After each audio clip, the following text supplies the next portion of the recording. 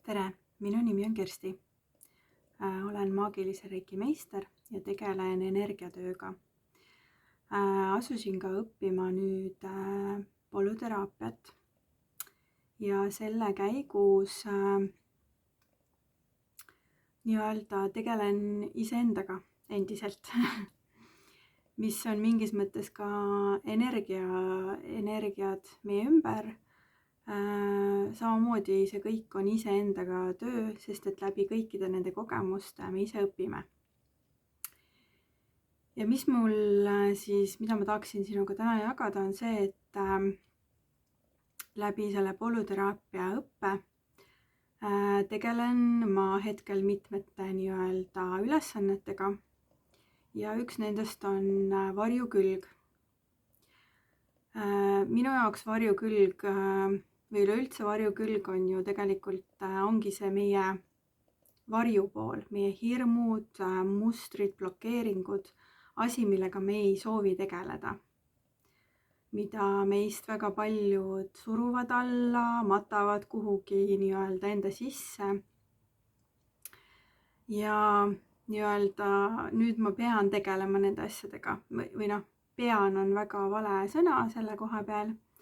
Ma valin tegeleda enda varjuküljega ja tegelikult mida minu varjukülg mulle üha rohkem õpetab, on see, et ta on samamoodi ju osa minust, ta on alati olnud osa minust ja nüüd ma õpin veel paremini seda iseennast ehk seda varju iseendas tundma, sest ta ei kao mitte kunagi.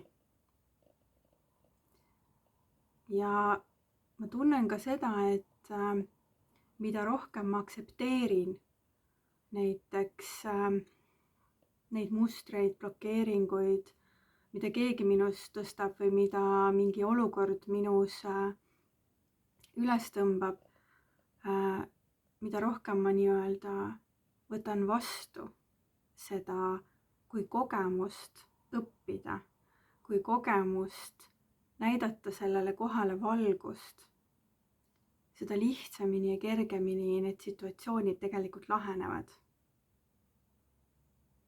Et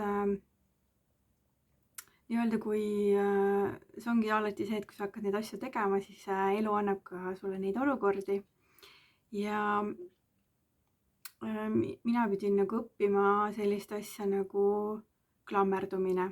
Ma olen seda tegelikult, see on läbi käinud minu eelmistes videotes samamoodi, kuid minu jaoks on see olnud väga mitmetahuline ja läbi minu mingis mõttes elu läbi põimitud erinevates minu sihukestes mustrites. Ja eriti tuleb see esile suhetes, ükskõik millistes suhetes. Ja ma vaatasin seda varjukülge ehk seda klammerdumist iseendas ja ma mõtlesin, et okei, et astume nüüd sammu tagasi, miks see tuleb, kust ta tuleb ja mis ma sellega tegelikult peale saan hakata. Ja ma sain aru, et tegelikkuses see klammerdumine nõuab minult otsustamist, võtta vastutus. Sest kui ma klammerdun selle olukorra külge, selle inimese külge või mis iganes, siis see klammerdumine minu puhul väljenduda tahab, siis ma tegelikult kas jään ilma millestki või vastupidi, läbi selle klammerdumise hoian ennast millestki tagasi. Ehk see hirm hoiab mind tegelikult tagasi. Ja kui ma võtsin vastu otsuse, et nüüd aitab, aitäh, see vari jälle tuli, ta tuli mulle õpetama, ma olen seda korduvalt läbi teinud, ma tahan nüüd, et see lõppeks. Ma tahan näha selle tõelist sisu, tõelist seda kohta, kus ma saan nüüd sellest üle minna, lahti lasta ja lahustada see probleem enda jaoks. Ja nii kui ma võtsin vastu selle vastutuse, võtsin vastu selle otsuse, siis hakkas kõik lahenema. Ma otsustasin sellest olukorrast välja astuda. Ja see hirm ennem seda, et mis siis küll juhtub, kui ma teen nii, naa või teistpidi, oli tegelikult palju suurem kui see, kui ma tegin selle otsuse ära.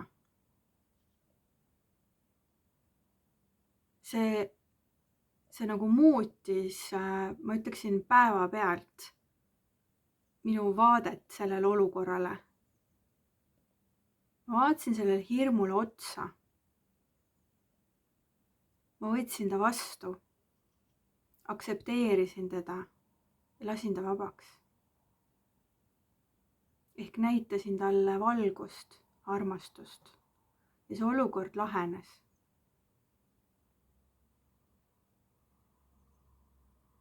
Lihtsalt. Ja paar päeva läks mööda ja ma rääkisin ühe oma tuttavaga sellel teemal. Siis ma sain aru, et eelnevalt ma olin kogu aeg rääkinud iseendast, kui et ma teengi niimoodi, ma klammerdun ja nii edasi ja nii edasi.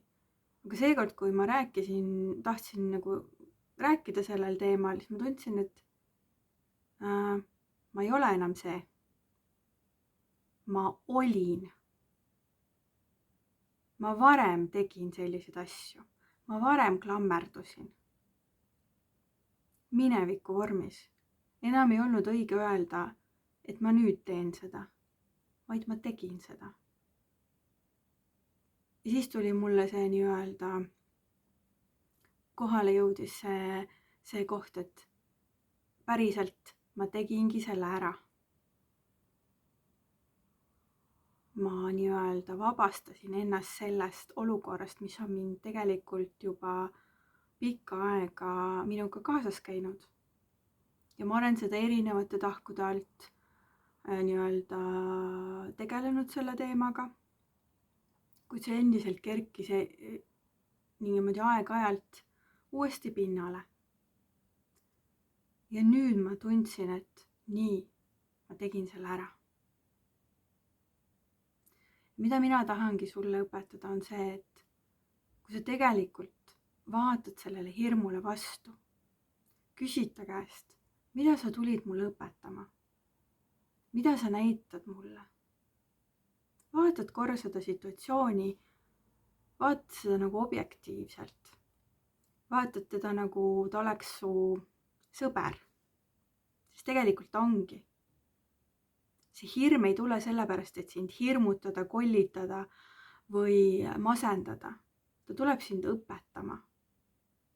Ja teatud kogemused, nii-öelda me ei saagi neid muud moodi selgeks, kui me saame läbi valu seda kogeda. Vahel lihtsalt on nii. Aga võta seda alati kui kogemust, mis toob sind iseendale veel lähemale, mis toob sind armastusse iseendas. Sest iga kogemus on tegelikult armastav kogemus meie jaoks. Isegi kui ma alguses seda ei näe. Seega astu vastu oma varjuküljele ja armasta teda. Aitäh!